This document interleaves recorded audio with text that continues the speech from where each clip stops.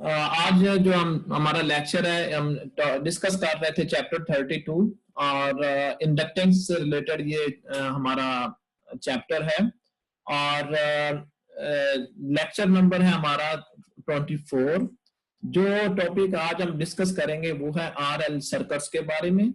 RL circuits किस तरह के होते हैं? ऐसे सर्किट जिसमें आर आपको पता है रजिस्टर को रिप्रेजेंट करता है, एल जो है ये इंडक्टर को रिप्रेजेंट करता है। ऐसे सर्किट जिसमें इंडक्टर भी लगा हो और रजिस्टर लगा हो, ऐसे सर्किट्स को हम कहते हैं कि ये आरएल सर्किट्स हैं। हम इसकी इंडक्टेंस के बारे में देखेंगे। हम देखेंगे कि करंट कैसे फ्लो करता है इस तरह के सर्किट में जिसमें एक इंडक्टर लगा हो और एक रेजिस्टर लगाओ। डेफिनेटली करंट को मूव करवाने के लिए हमें बैटरी लगानी पड़ेगी। ठीक है, अच्छा चलिए स्टार्ट करते हैं बेटा। ऐसा आरएल सर्किट किस तरह का होता है? If a circuit contains a coil, inductor के बारे में आप पहले हमने पिछले लेक्चर में ये डिस्कस किया था। इंडक्टर ऐसी चीज है जो फ्लो ऑफ करंट में रुकावट बनता है जब फ्लक्स इंक्रीज हो रहा होता है। जब हम किसी सर्किट में करंट फ्लो करवाना शुरू करते हैं तो यकदम उसे इंक्रीज नहीं होने देता, सडनली उसे इंक्रीज नहीं होने देता, बल्कि स्लोली उसे इंक्रीज होने देता है। तो इस तरह वो मतलब एक कॉइल भी हो सकती है, जिस तरह हमने लास्ट लेक्चर में पढ़ा था। हमने एक सिंगल लूप के लिए पढ़ा था, फिर हमने कहा था कि अगर हमारे पास n नंबर ऑफ टर्न्स हो इसी तरह की लूप्स की, अगर ज्यादा टर्न हो हम उसको कॉइल भी कहते हैं। तो इस तरह एक कॉइल या एक सोलिनॉइड जो है ये एक इंडक्टर हो सकता है। इंडक्टर वो चीज जो इंडक्टेंस ऑफर करे, जिस तरह रेजिस्टर को कहते हैं जो रेजिस्टेंस ऑफर करे in the flow of current, हम कहते हैं दैट इज रेजिस्टर। ठीक है, तो इंडक्टर क्या करता है कि करंट को यकदम इंक्रीज नहीं होने देता। यानी लास्ट लेक्चर में हमने ये डिस्कस किया था, जिस तरह रेजिस्टेंस जो है, resistance is the opposition in flow of current. और हमने पढ़ा था इंडक्टेंस क्या चीज है? Inductance is opposition in rate of change in current. ठीक है, के टाइम के लिहाज से करंट में चेंज नहीं आने देती इंडक्टेंस। ठीक है, a circuit element that has a large inductance is called an inductor. इसको फिर हम क्या कहते हैं? इंडक्टर कहते हैं। जिस ऐसे सर्किट एलिमेंट, सर्किट का एक पुर्जा जिसकी इंडक्टेंस ज्यादा होती है उसे हम इंडक्टर कहते हैं, या ऐसा पुर्जा जो ऑफर करे inductance in the flow of current, फिर हम उसे क्या कहते हैं? उसे हम इंडक्टर कहते हैं। इसका जो सिंबल है, जिस तरह रजिस्टर का सिंबल है उसमें हम दिखाना हो अगर सर्किट डायग्राम में, तो उसका सिंबल है।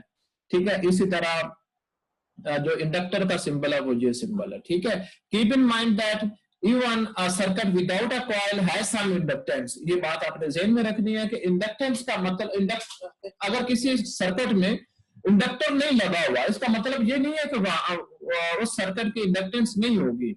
इसका मतलब ये है कि वहां इंडक्टेंस है लेकिन कम इंडक्टेंस होगी। ठीक है, that can affect the circuit's behaviour. ठीक है, तो but we always assume the inductance of the reminder of a coil is negligible, हम उसे as compare to the inductor. अच्छा, what inductor does in the circuit? अब मैं अगर exam में पूछूं कि इंडक्टर का फंक्शन क्या है सर्किट में, तो आपने ये जो नीचे 4 पॉइंट लिखे हुए हैं, आपने ये 4 पॉइंट लिखने होंगे। क्या पहला क्या पॉइंट है? The inductance of an inductor results in a back EMF. ये बात हम डिस्कस कर चुके हैं। एंड इंडक्टर क्या करते हैं? And inductor in a circuit opposes changes in the current in that circuit. ठीक है ना? The inductor attempts to keep the current the same as it was before change occur। ठीक है, ये इंडक्टर क्या करता है? उस करंट को सर्किट में उतना ही करंट रहने इसकी कोशिश होती है कि उतना ही रहे जितना पहले था, यानी चेंज ना आए। If the battery voltage in the circuit is increase, battery अगर बड़ी लगा दी जाए क्या होगा, फिर द करंट राइजेस, फिर क्या होता है, करंट बढ़ जाता है। The inductor opposes this change and rise is not instantaneous. अब इंडक्टर का फंक्शन यहाँ पे फिर क्या आ गया, इंडक्टर उस करंट को सडन राइज नहीं होने देता, बल्कि स्मूथली उसे राइज होने देता है। If the battery voltage is decrease, अगर बैटरी वोल्टेज को डिक्रीज किया जाए, या इवन बैटरी को अगर हम हटा दें, ठीक है ना, सर्किट में से बैटरी को डिस्कनेक्ट कर दे, इंडक्टर फिर क्या करता है, इंडक्टर की कोशिश होती है कि सर्किट में करंट कम ना हो, मतलब उसमें जो चेंज आ रही है वो चेंज ना आए, causes a slow drop in the current rather than the immediate drop, ठीक है। Therefore the inductor causes the circuit to be sluggish as it reacts to changes in the voltage, ठीक है बेटा। अच्छा, एक सर्किट डायग्राम यहाँ पे दिखाई हुई है, ये इसमें बैटरी लगी हुई है, ये एक स्विच लगा हुआ है 1, और एक और स्विच लगा हुआ है 2, और आगे रजिस्टर लगा हुआ है, और आगे इंडक्टर लगा हुआ है। जिस तरह पहले हम डिस्कस कर रहे थे कि ये आरएल सर्किट, अगर ये आरएल सर्किट हो तो मतलब इसमें रजिस्टर और इंडक्टर लगा हुआ है, इसका मतलब दिस इज आरएल सर्किट। अब हम देखते हैं कि अगर ये जो पहली की है ये अगर क्लोज्ड है, ठीक है,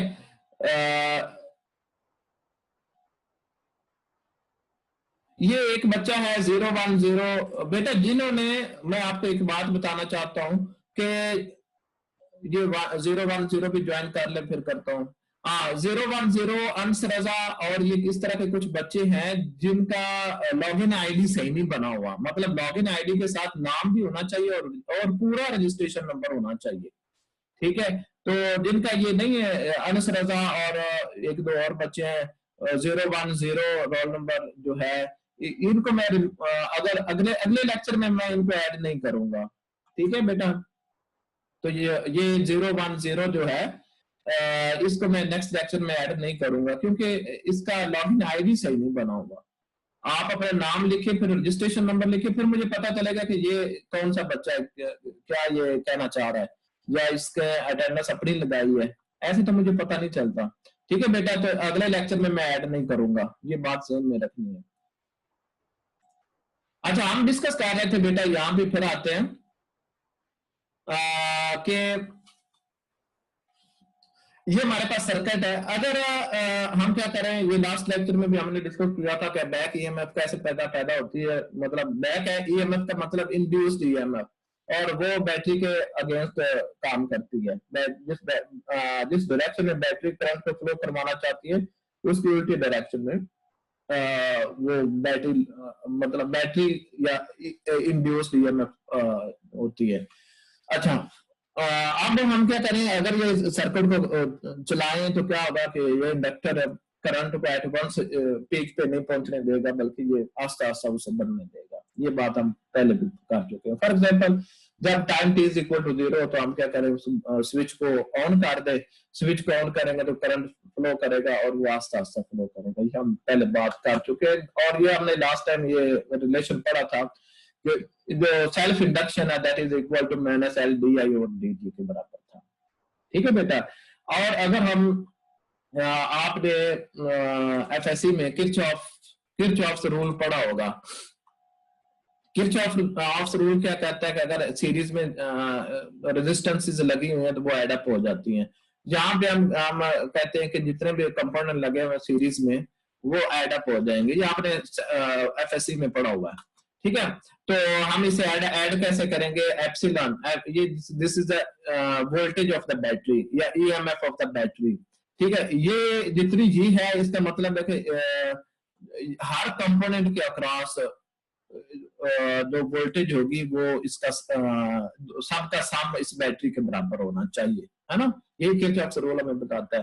तो ये अगर हम कहें कि इस टोटल ईएमएफ में से ईएमएफ अक्रॉस द रजिस्टर और ईएमएफ अक्रॉस द इंडक्टर अगर हम माइनस कर दें तो सम जो है वो 0 के बराबर आएगा। यानी ये दो जो टर्म्स हैं ये इक्वल टू ईएमएफ के बराबर होनी चाहिए।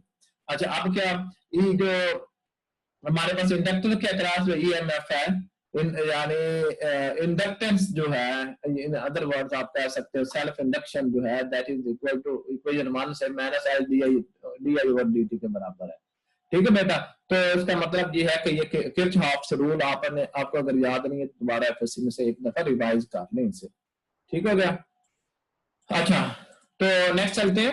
अब हम फाइंड करते हैं, ये देखें, ये बेटा एक ऐसी है जैसे एक आपके पास डिफरेंशियल इक्वेशन है। आई आर क्या चीज है यहाँ पे? I R is the voltage, असल में is a voltage drop across the resistor है। ये ओम्स लॉ से आपको पता है।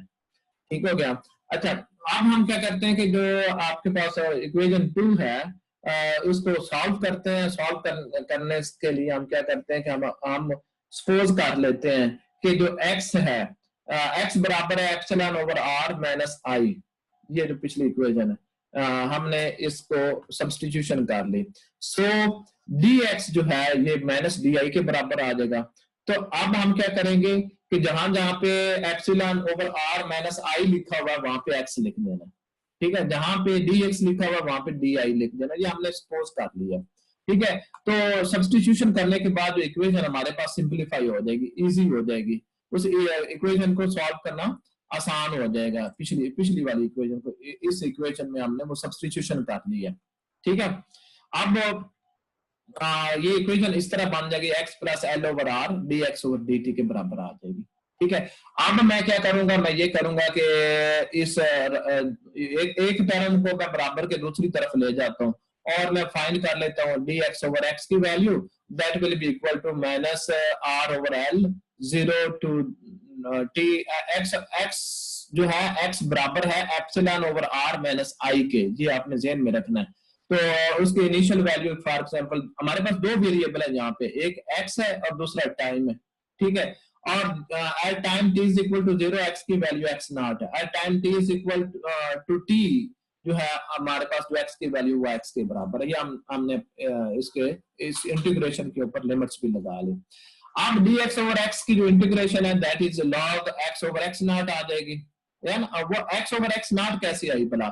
असल में ये इंटीग्रेशन dx ओवर x की इंटीग्रेशन log x होगी। तो जब लिमिट अप्लाई करेंगे तो ये जो माइनस आता है x minus x not, log x minus x not को log x over x not लिखते हैं। ये बात आपको पता होगी। तो t की जो टाइम की जो dt की जो इंटीग्रेशन है दैट इज t, और t माइनस 0 वो t आ गया। ठीक है, ये इंटीग्रेट कर दिया। Where x naught is the value of x at time t is equal to 0, जैसे आप हमने अभी डिस्कस किया। टेकिंग द एंटीलॉग, इसका एंटीलॉग लेंगे तो ये चीज जो है ये टर्म एक्सपोनेंशियल में चली जाएगी। ठीक है, x नॉट दूसरी तरफ आ जाएगा, x की वैल्यू हमारे पास आ जाएगी। अब जो सब्स्टिट्यूशन हमने की थी वो फिर हम वापस उसमें आ सकते हैं। ठीक है, because i is equal to 0, जब i इज इक्वल टू 0 था उस वक्त स्विच ऑन नहीं था, है ना, तो उस वक्त कोई करंट नहीं फ्लो कर रहा था। तो time t is equal to 0 पे कोई करंट फ्लो नहीं कर रहा था। तो जो x नॉट फिर है, x नॉट वो पिछली इक्वेशन से जो हमारे पास x नॉट की जो वैल्यू आ जाएगी एप्सिलॉन ओवर r के बराबर आ जाएगा। ये कहां से? ये यहाँ इस इक्वेशन से, ये जो x is equal to epsilon over r हमने सपोज किया था। हम ये कह रहे हैं कि जब टाइम इज इक्वल टू 0 उस वक्त कोई करंट नहीं था, तो ये टर्म 0 हो जाएगी और x नॉट की जो वैल्यू है वो एप्सिलॉन ओवर r आ जाएगी। तो x naught will be equal to epsilon over r। Hence this last expression is equivalent to, ये जो अभी हमने ये पढ़ा है, हमने x नॉट की जो अभी वैल्यू फाइंड की है वो यहाँ पे रिप्लेस कर देंगे। ये रिप्लेस यहाँ पे की तो हमारे पास एप्सिलॉन r माइनस आई, जिसे हम x कह रहे थे, हमने सपोज किया था, ये इक्वल आ जाएगा epsilon over r exponential minus rt over l आ जाएगा। अब हम यहाँ से i की वैल्यू फाइंड कर लेंगे। एप्सिलॉन ओवर r दूसरी तरफ जाकर प्लस होगा। हाँ, चले फॉर एग्जांपल ये प्लस होगा तो फिर सबके साइन चेंज कर देंगे तो आई की वैल्यू आ जाएगी epsilon over R minus epsilon over R exponential minus R T over L आ जाएगी। अब आपने क्या करना है कि एप्सिलॉन ओवर आर जो है जी कॉमन ले लेंगे। कॉमन लेने के बाद आपके पास याद आएगा 1 minus exponential minus R T over L के बराबर आ जाएगा। ठीक है, अब ये जो एक्सप्रेशन है ये हमें ये शो कर रहा है कि इंडक्टर जो है ये अफेक्ट करता है करंट के फ्लो पे। क्यों? क्योंकि ये एल डिपेंडेंस है ना इस रिलेशन में, यानी करंट के जो रिलेशन है उसमें एल डिपेंडेंस है। इसका मतलब है इंडक्टर इसके ऊपर इफेक्ट करता है। The current does not increase instantaneously. इसका मतलब क्या कि जो करंट की वैल्यू है वो इंस्टेंटेनियसली नहीं बढ़ जाती, बल्कि स्मूथली बढ़ती है, आस्ता आस्ता बढ़ती है। ये हमने पहले वो फिजिकली सर्किट ड्रा करके देख भी लिया। तो ये फिर कैसे इंक्रीज करता है? ये इंक्रीज करता है according to the exponential function, यानी ये जो फंक्शन है इसके एतबार से ये मूव बढ़ता है करंट जब स्विच को ऑन करते हैं। ठीक है, जब की को क्लोज करते हैं तो करंट आस्ता आस्ता बढ़ता है, क्योंकि ये जो वन वाला फैक्टर एक कांस्टेंट टर्म है, तो ये भी एक्सपोनेंशियल के साथ ऐड हो रही है। तो इस तरह जो करंट में इंक्रीज आएगा वो आस्ता आस्ता आएगा। उसके बाद हम डिक्रीज भी पढ़ेंगे आज के लेक्चर में। At the end of this lecture हम पढ़ेंगे कि अगर जिस तरह सडन इंक्रीज नहीं होता, इसी तरह सडन डिक्रीज भी नहीं होता। If the inductance is removed from the circuit which corresponds to letting L approach to zero, अगर इसमें सर्किट में इंडक्टर को हटा दें, इसका मतलब है ये L जीरो के बराबर आ जाएगा। तो अगर ये L जीरो के बराबर है तो फिर ये एक्सपोनेंशियल फंक्शन जो है, जो एक्सपोनेंशियल फंक्शन यानी ये वाली जो टर्म है ये जीरो के बराबर हो जाएगी। ठीक है, समथिंग ओवर जीरो किसके बराबर होता है? इन्फिनिटी के। ठीक है, तो एक्सपोनेंशियल इन्फिनिटी जीरो के बराबर होगी। ठीक है, अच्छा, the current increases instantaneous to final equilibrium value, जो हमने पढ़ा था। इंडक्टर अगर हटा दें और बाकी सर्किट की जो इंडक्टेंस है उसको हम नेग्लेक्ट कर दें अगर, तो करंट जब ओपन करेंगे बैटरी के साथ जोड़ेंगे सर्किट तो सडनली इंक्रीज आ जाएगी उसमें। ठीक हो गया? चले, ये इंपोर्टेंट इक्वेशन है, इस इक्वेशन को आपने याद रखना है। ठीक है, और ये इक्वेशन कैसे ड्राइव हुई है बड़ी इंपॉर्टेंट है, क्योंकि सारा रिजल्ट इसी पे डिपेंड कर रहा है। हम अभी प्लॉट भी करेंगे इसको। हम क्या करेंगे? हम इसको प्लॉट भी करेंगे, हम देखेंगे। अच्छा, ये हम इस इक्वेशन 3 को हम ऐसे भी लिख सकते हैं। ये बेटा देखें, टाउ लिख लिया, मतलब एक स्मॉल टी है ना, एक ये टॉर्क वाला टाउ है। ठीक है, अब टाउ किसके बराबर है? Tau is equal to L over R, यानी इस पिछले वाले इक्वेशन 3 में एल ओवर आर को टाउ के बराबर लिख दिया, या 1 ओवर टाउ बराबर आ गया आर ओवर एल के बराबर आ गया। ठीक है, तो ये हमारे पास एक्सप्रेशन आ जाएगा। अब जो मैंने जैसे कहा इक्वेशन 3 और इक्वेशन 4 बोथ आर सिमिलर और बोथ आर इंपॉर्टेंट। अब यहाँ पे जो टाउ है, tau is a time constant. ये कौन सा टाइम है? इज अ टाइम कांस्टेंट, मतलब एक खास वैल्यू तक पहुंचने के लिए जितना टाइम दरकार होता है उसे हम टाउ से रिप्रेजेंट करते हैं। और वो बराबर किसके है? वो बराबर है ratio of inductance to resistance, कि आपके पास रेजिस्टर कितना लगा हुआ है और आपके पास इंडक्टर कितना लगा हुआ है, कितने उसकी वैल्यू क्या है उस पर डिपेंड कर रहा होता है बेटा। तो अब हम ये देखते हैं कि वो tau is a required time to reach the current at a specific value. वो स्पेसिफिक वैल्यू क्या है? कि जो मैक्सिमम जो पीक करंट है, पीक करंट अगर हमारे पास 0.632 या 63.2% तक अगर जो है आपने करंट की वैल्यू को बढ़ाना है, then the time required for to reach this value is known as tau या फिर इसे टाइम कांस्टेंट कहते हैं। ये 63.2% किस चीज का है? ये 63.2% है टोटल करंट का। टोटल करंट कितना मैक्सिमम हो सकता है? जितनी बैटरी आपने अप्लाई की हो, जितना पोटेंशियल का डिफरेंस अप्लाई किया हो, उसके एतबार से होगा ना। तो V इज इक्वल टू या epsilon is equal to I R होता है। तो आई किसके बराबर होगा?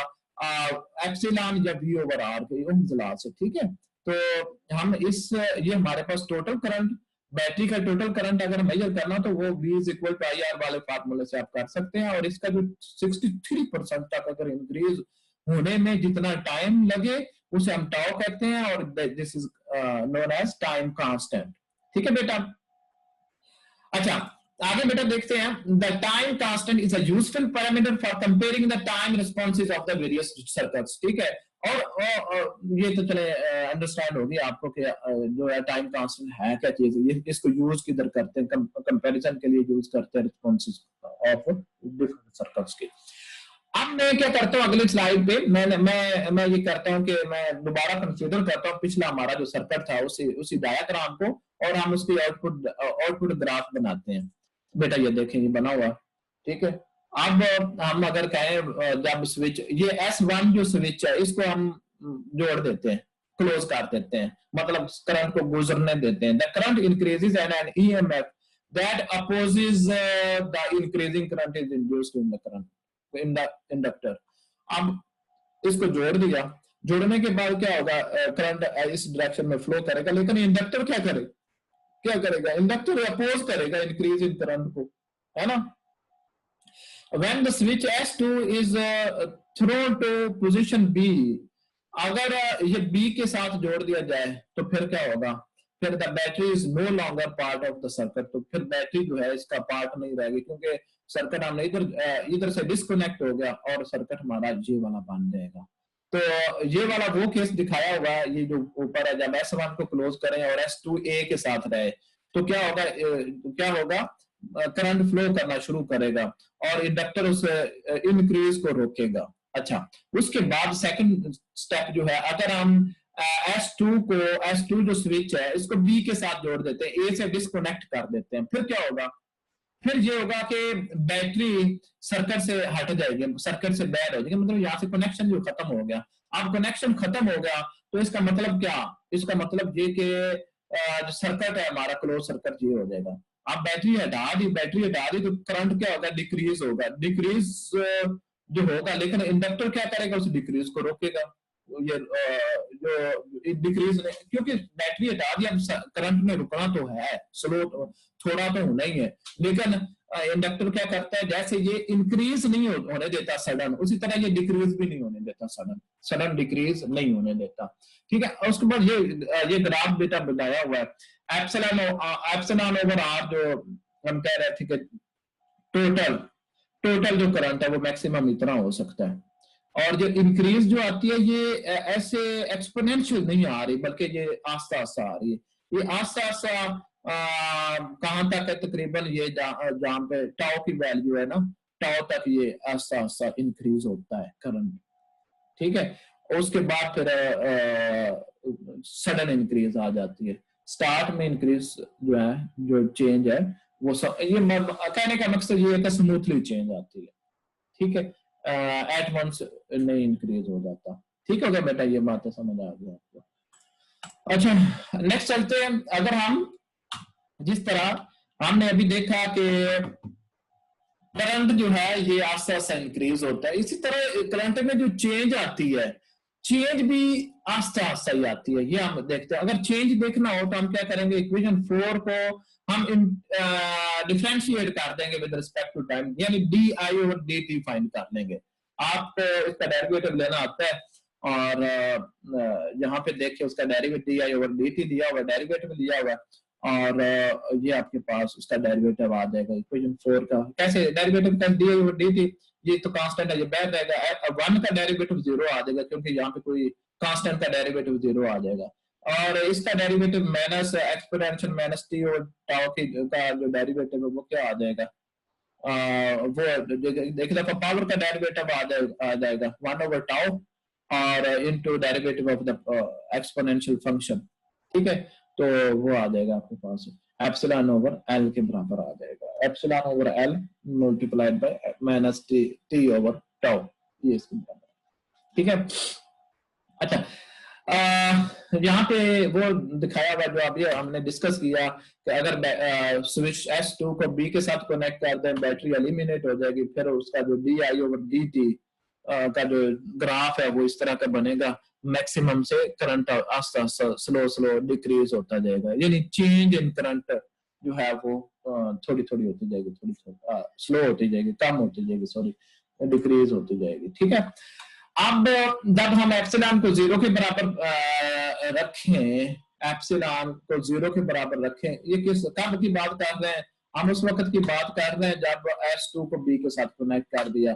तो हमारे पास जो इक्वेशन है वो ये मान लेगी I R plus L into D I over D T is equal to 0 के बराबर आ जाएगी। यही इक्वेशन कैसे बनाइए, किस तरह लिखी कैसे गई पर, तो ये बेटा आप देख लें, ठीक है। तो अगर टी जो है, टी को अगर 0 के बराबर लिखा जाए, ठीक है। तो नेक्स्ट चलते हैं। ये एक रिलेशन है आसान सा रिलेशन, लेकिन ये मैं चाह रहा हूं कि आप खुद से ड्राइव करें, क्योंकि ये प्रॉब्लम नंबर 22 जो है इस बुक का, उसमें भी दिया हुआ है। ये असाइनमेंट के तौर पर मैं आपको दे रहा हूँ। इस रिलेशन को आपने ड्राइव करना है, बड़ा आसान, ये नहीं है कि ये मुश्किल है, इसमें कोई ऐसी चीज जो आपको समझ ना आ रही हो। तो सिर्फ आपने बुक से कंडीशंस पढ़नी है कि ये किन कंडीशंस पे ये रिलेशन ड्राइव किया हुआ है, और ये असाइनमेंट और जमा आप क्या कर रहे हैं, इसके साथ जितनी एग्जांपल्स आप तक हो चुकी हैं वो ये आप मुझे अगले साल नेक्स्ट ईयर सबमिट करवाएंगे, ठीक है। उसी तरह सबमिट करवाने का तरीका वही है जैसे आप जीआर को सेंड करेंगे या सीआर को सेंड करेंगे और वो मुझे ईमेल कर देंगे, ठीक हो गया। अच्छा, अब ये लिखा हुआ है यहाँ पे कि अगर टाइम इज इक्वल टू 0 तो स्विच जो है पोजीशन बी पे जब चला जाता है and current has its maximum value epsilon over R थी, जो कि आस्ता आहिस्ता फिर कम होती जाएगी, करंट भी कम होता जाएगा। तो इसका मतलब ये है कि अगर सर्किट में इंडक्टर ना लगाओ, the current would immediately decrease to 0, या the current will immediately increase to 0 when the battery is removed, the current will immediately fall down to 0, ठीक है। अगर इंडक्टर ना लगाओ, तो अगर इंडक्टर लगाओ तो फिर ये आस्ते आस्ते नीचे आएगा। when the inductor is present, it opposes the decrease in current and causes the current to decrease exponentially। Graph जो है वो ग्राफ आपको दिखाया हुआ है। तो इसके अलावा जो है यही था आज का topic. Thank you very much. आगे इस बेटा ये जो है ना इस चैप्टर में बस थोड़े से टॉपिक रह गए और वो छोटे छोटे टॉपिक है, ठीक है। तो वो हम अगले लेक्चर में डिस्कस करेंगे, क्योंकि अब पॉसिबल है कि हमारा जो लेक्चर है 10 जनवरी के बाद हो, ठीक है। तो take care of yourself please, और इस लेक्चर से रिलेटेड कोई क्वेश्चन है तो पूछे, ठीक है। Thank you very much.